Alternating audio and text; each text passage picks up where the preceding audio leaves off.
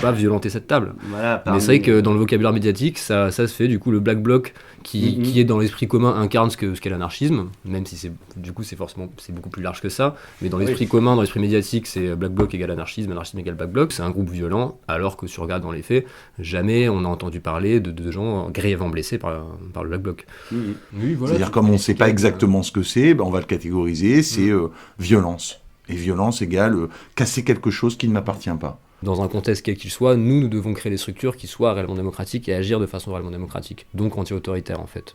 Je pense que dans le contexte, là, on peut faire une équivalence entre démocratique et anti-autoritaire. Pour certains anarchistes, ça va pas. Ça va pas, mais ils sont contre la démocratie. Et ça justifie par le fait, encore une fois, que le pouvoir serait accaparé par une entité abstraite. C'est vraiment dans le courant du nouvel anarchisme à partir des années 60, notamment avec des mecs comme Graeber ou Murray Bookchin, qu'on va commencer à utiliser de façon positive le mot démocratie, sachant que pour tous les anciens, un anarchisme classique, Kropotkin, Bakounine, Proudhon, ils refusent même l'étiquette, ils disent nous ne sommes pas démocrates. Ils sont anarchistes. Il y a vraiment une image d'épinal de l'anarchiste, quoi. On va rechercher des vieilles gravures de l'époque, effectivement, avec des anards barbus et tout énervés qui se battent contre les flics, qui balancent des cocktails, qui voilà, mais c'est le machin, ça date de Ravachol, quoi. C'est la phase d'action directe violente, c'était une ultra minorité des anarchistes du XXe siècle, qui à l'époque était quand même un mode de pensée qui était assez dominant, c'était plus fort que le marxisme en Europe à ce moment-là, fin 19e, et du coup il y a eu un moment effectivement qui a duré 10 ans, jusqu'aux lois scélérates et jusqu'avant la répression systématique des anarchistes, qui a fait que c'est un peu tombé à plat.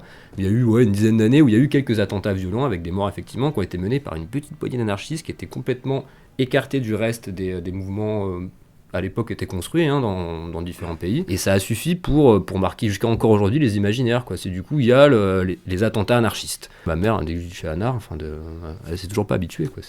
Il y a un bon film quand même là-dessus qui s'appelle Ni Dieu ni Maître. Ça représente la fin du 19e siècle, dans un des moments historiques des anarchistes, suite à quand même des gros mouvements de répression. Eux, ils étaient quand même passés par une étape, c'est-à-dire qu'ils faisaient des casses pour avoir de l'argent. Eux ils considéraient que c'était pas de la violence, c'est qu'ils attaquaient l'État. Suite à quoi, en fait, il y a eu des grosses vagues de répression avec des condamnations à mort, et c'est à ça qu'ils ont répliqué par des attentats avec des morts. Au même moment, tu as quand même des anarchistes qui créent les bourses du travail, les premières propositions féministes sont anarchistes, les premières propositions écolo, c'est tout sauf la violence en fait, c'est des propositions de société profondes et avant-gardistes. En fait, c'est tout sauf la guerre.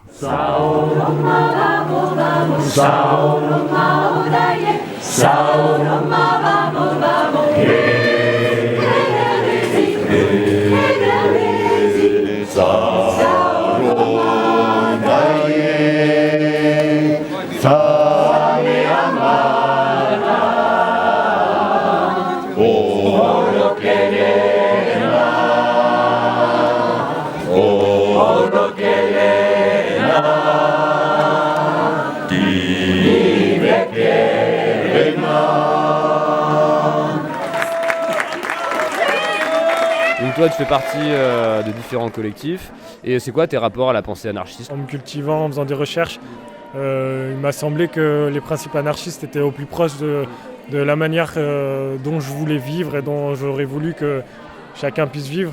Et au-delà du cliché de anarchie, insurrection, bordel, etc., c'est surtout une responsabilisation de chacun et comment s'organiser collectivement pour que chacun puisse trouver sa place dans un système. En ce moment, tu travailles pour Emmaüs Roya, ce qui est clairement du coup d'inspiration libertaire. Comment ça se passe en fait dans les faits ? Parce que ça va être compliqué aussi d'avoir un camp, notamment dans les pics, il y avait jusqu'à 200 personnes chez Cédric, du coup c'est compliqué je suppose d'arriver à garder des principes d'égalité, d'autonomie de chacun quand on gère beaucoup de gens en fait. Oui, on est clairement confronté sur Emmaüs Roya en tout cas à cette problématique-là, du fait qu'il y a des gens qui sont là depuis plus longtemps, mais après je veux dire, il y a aussi l'anarchie, ça ne veut pas dire tout le monde égalité absolue sans réfléchir. Il y a des gens qui sont là depuis plus longtemps, il y a des gens qui ont des compétences, surtout sur la question migratoire où on a des exilés qui viennent d'autres cultures qui ne connaissent pas forcément la langue, l'administratif, les pensées politiques aussi qu'on partage, même au niveau de nos activités, l'agriculture, etc. Forcément, à un moment donné, il y a un échange de savoir qui doit s'opérer. Mais voilà, l'idée, c'est pas de garder les gens sous notre coupe, c'est de les aider à s'émanciper s'émanciper, se développer pour que justement chacun puisse prendre ses responsabilités. Et clairement, ça fait chier tout le monde d'avoir les responsabilités à la place des autres, de devoir leur expliquer ce qu'il y a à faire, etc. Bon, ça marche avec la plupart. Après, chacun son caractère. Il y a aussi le fait que les gens sont là à défaut. Ils n'ont pas tous rêvé d'être agriculteurs dans la Roya. Voilà, il y a tout ça qui se mélange. C'est vrai qu'il faut composer avec tout ça. Je pense qu'il y a quand même une bonne ambiance. On essaie de donner la place. Après, si les gens ne veulent pas prendre la place, du coup, forcément, on est plus dans quelque chose de directif. Mais on est, voilà, il y a la théorie, il y a la pratique, c'est toujours pareil. Moi, dans ma vie de tous les jours, je ne suis pas entièrement dans les principes anarchistes, mais pour répandre l'anarchie, il faut aussi être auprès des citoyens, etc. Il faut être dans la vie active pour pouvoir promouvoir cette culture-là au travers des associations qui, elles, fonctionnent peut-être de manière anarchiste, mais pas forcément. On est quand même dans le mieux au niveau de l'accueil des exilés, on est en tout cas dans le moins pire, c'est sûr. On n'est pas dans quelque chose où on infantilise les gens ou avec une espèce de mentalité post-coloniale, nous on va t'expliquer comment c'est la vie, nanana, c'est pas du tout là-dedans. Donc, et c'est quand même quelque chose qu'on retrouve beaucoup. Malgré nous, c'est quelque chose qui est inconscient dans la conscience collective, on va dire. La plupart, on est bénévoles. Maintenant, on a 2 salariés, mais jusqu'à présent, c'était que des bénévoles militants qui donnent leur temps, leur énergie. On ne peut pas tout faire bien, on n'est pas formé pour ça à la base. Mais oui, pour le moment, ça fonctionne. On est heureux d'avoir des amis qui viennent de loin et qui maintenant sont prêts à s'investir et dans les luttes et dans la société française et autres. Mais en tout cas, oui, ces gens-là, ils sont en train de devenir quelqu'un avec un grand cul. So mothers, tell your children not to do what I have done. Spend your life in pain and misery, in the heart of the rising sun.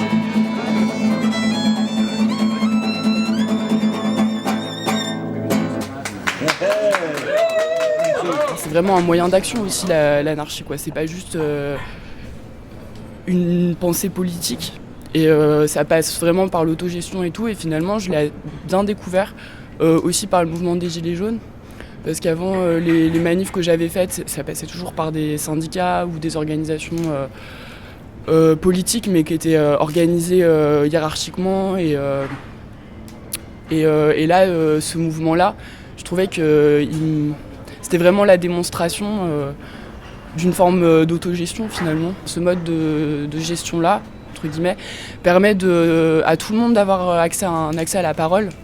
Et c'est pas juste tel représentant syndical qui va pouvoir parler au micro pour tous ses autres collègues, mais c'est n'importe qui peut exprimer aussi ce qu'il pense. Depuis longtemps, je fais partie de la mission ouvrière chrétienne. En fait, en gros, c'est une organisation un peu de gauche, c'est un peu les chrétiens de gauche dans l'église.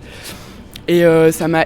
en fait, moi, je me suis beaucoup éloignée à l'adolescence de ce que pouvait représenter l'église catholique à cause justement de cette hiérarchie. C'était une grande joie pour moi de découvrir Jacques Ellul, parce que c'est lui qui remet... c'est un des seuls penseurs qui remet en question justement le fait qu'on puisse être chrétien, mais sans... Croyant en général, quoi. Oui, et croyant, mais sans cette hiérarchie, et voilà. Jésus, dans la vie qu'il a menée, ça a toujours été un opposant politique. Ce que dit Jacques Ellul aussi, c'est qu'il n'était pas seulement contre les Romains, il était en fait contre toute forme de pouvoir. Lui, il fait une lecture, il dit que Jésus est un anarchiste, qui n'était pas seulement contre le pouvoir de l'Empire, mais contre toute forme de pouvoir sur les hommes. Ouais. C'est vachement intéressant, quoi. Complètement, c'est ça. Les anarches, généralement, n'aiment pas beaucoup les religions. Et ça pourrait être intéressant justement de créer des liens entre le monde libertaire et les croyants de bonne volonté, que ce soit parce qu'il y a un courant anarche qui était vachement présent aussi chez les protestants, Jacques Ellul les protestants, il vient de là, quoi. Chez les cathos, ça se manifeste aussi, parce que clairement là, tu peux faire une lecture assez libertaire de la Bible. Oui, dans ces milieux-là aussi, effectivement, dans les milieux anarchistes, il y a un grand... il y a beaucoup d'anticléricalisme, etc., mais que moi je partage en fait, je veux dire, on peut être... moi je suis anticlérical, En tout cas, moi c'est un message que j'ai envie d'assumer et de porter... et voilà, qui apporterait effectivement un petit peu plus aussi de compréhension entre tous, quoi. Alors 2 mots sur Kropotkin d'abord, pour que tout le monde le situe. Il est né en 1842 et il est mort en 1921. Il est né en Russie. il fait des études, comme c'est un noble, d'extraction aristocratique, il a un enseignement qui est complet, c'est-à-dire qu'il va des sciences jusqu'à ce qu'on appellerait aujourd'hui les humanités. Et dans ce bain, en fait, là, dans ce bain scientifique, Kropotkin est pas très original. Tous les intellectuels de son époque, ils ingurgitent ça. Et c'est très important pour eux parce que la science qui vient d'Occident, c'est un moyen très clair de démonter le tsarisme, le pouvoir autocratique. Et donc, contre toute attente, au lieu d'embrasser une carrière militaire comme le voudrait sa famille, il choisit non pas de rester à Saint-Pétersbourg, mais il va en Sibérie, où il se forme à la question politique. Au début, il est un petit peu réformiste, et puis il voit que ça ne fonctionne pas, en fait, que la structure étatique et la bureaucratie est trop lourde. C'est un géographe, au départ. Et ça, c'est très important parce qu'il y a toujours cette exigence de penser l'être humain dans son milieu. Alors, venons-en à ce recueil, Agissez par vous-même. 1886, c'est son deuxième exil en Angleterre, et il vient de purger une peine de 3 ans de prison, parce qu'il a été accusé en 1883 sur le territoire français d'avoir été un instigateur, un conspirateur d'attentats anarchistes. On voit même Victor Hugo monter au créneau pour demander sa libération, etc. Et dès 86, donc, un exemple même de pratique anarchiste, c'est la parution de périodiques. Et en fait, ce livre-là, c'est la traduction de tous les articles qu'il a donnés pour ce journal-là. Le propos dans ce livre, il est assez simple. Kropotkin envisage à quoi pourrait ressembler une révolution anarchiste, mais à l'échelle d'un pays. Alors il va s'interroger sur des aspects très très concrets. Comment on organise une communauté? Tout courant socialiste part du principe que l'homme n'a pas créé la société existe toujours avant lui. C'est cette idée socialiste que les besoins ils sont toujours socialisés.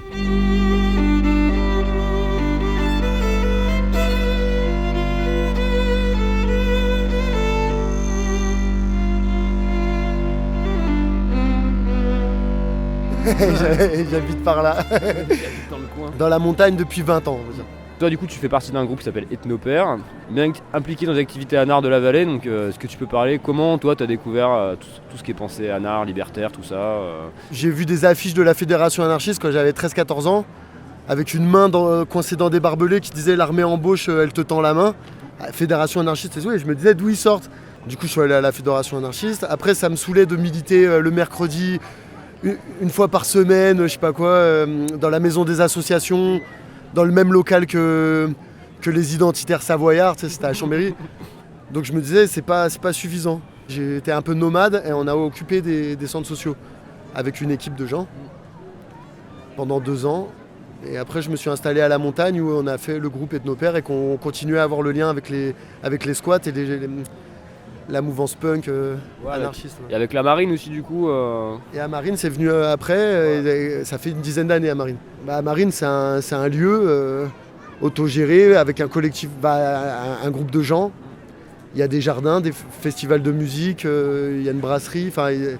Tout n'est pas au même endroit, mais en tout cas, c'est des gens qui sont actifs. Pour moi, c'est expérimental.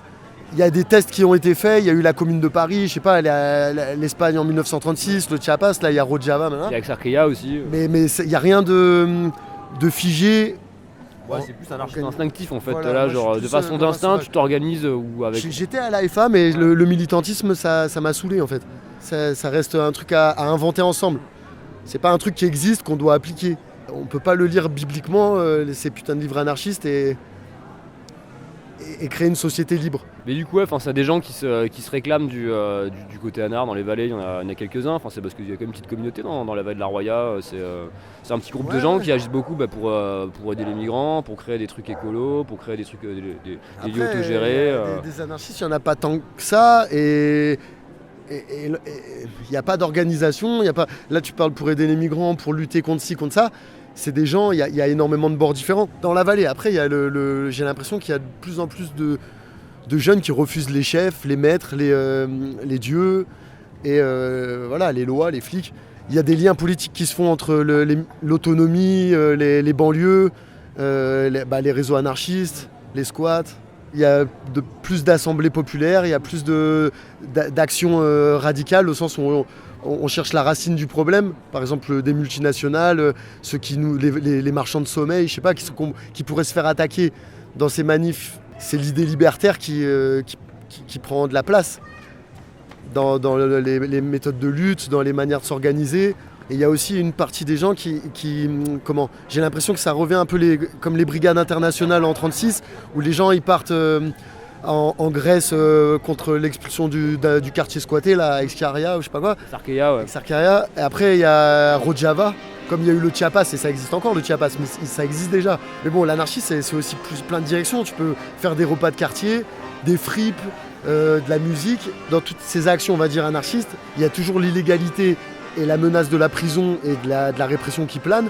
Du coup, ça crée plein de branches différentes. C'est ça que je pensais, moi, quand j'avais 17 ans et qu'on a commencé à occuper des baraques et à avoir une idée de, je sais pas, révolutionnaire, d'ouvrir cette maison au quartier, de créer une zone autonome, mais à partager avec le quartier.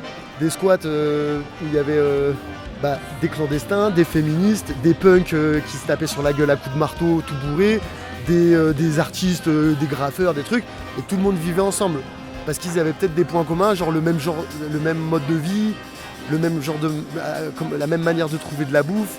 Et même si des fois ça se frite, mais laissez-nous tranquille, même nous friter ou débattre, ou on sait vivre ensemble, voilà.